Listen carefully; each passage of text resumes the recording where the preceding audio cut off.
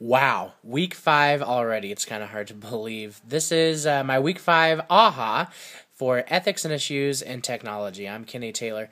There were so many great posts about cyberbullying, lots of great discussions on a bunch of the different discussion boards, and I replied to a couple of those. And with all the great content that's already out there, I decided to focus my video AHA on the QR codes since we just so briefly skimmed over those. These aren't something that I have actually put into use yet in my classroom, but I have thought through a couple of ideas.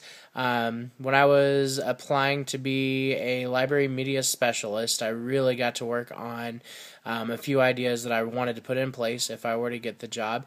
And I thought through different ways that I could help students create book reviews and connect those to the books by placing a QR code on the inside cover that would lead to either directly to a video of a student giving the book a review, or lead to a list of videos that they could peruse, or even just leading to a list of comments. With the QR codes, you can link to any kind of content, which I think is really awesome. Even creating a scavenger hunt for students to use at the beginning of the year to get to know the different resources available, making that interactive. And then as far as actually putting this into practice, some of the things that I've considered that I haven't yet would be on a particularly difficult concept to put a link to a video where I reteach the information, or maybe teaching it in a different way on YouTube. Put that link on there so if the student has trouble when they're working on an assignment at home, they can scan the QR code and it'll take them directly to the resource that they need. Biggest challenge there is not everybody has the access to the technology to use the QR codes at home, and honestly it's still simpler to just put a shortened URL.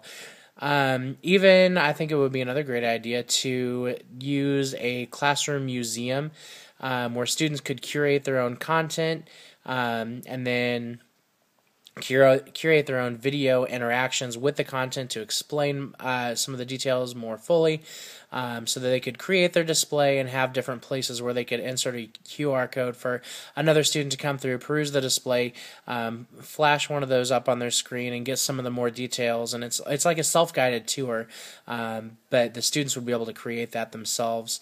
And I think that would add a much deeper level of rigor to the assignment, and a lot more interaction and purpose behind it too. So that might be something that I play into in the future, once we, as our school, gets more access to the different ways that we can use those QR codes. So thanks for watching, guys.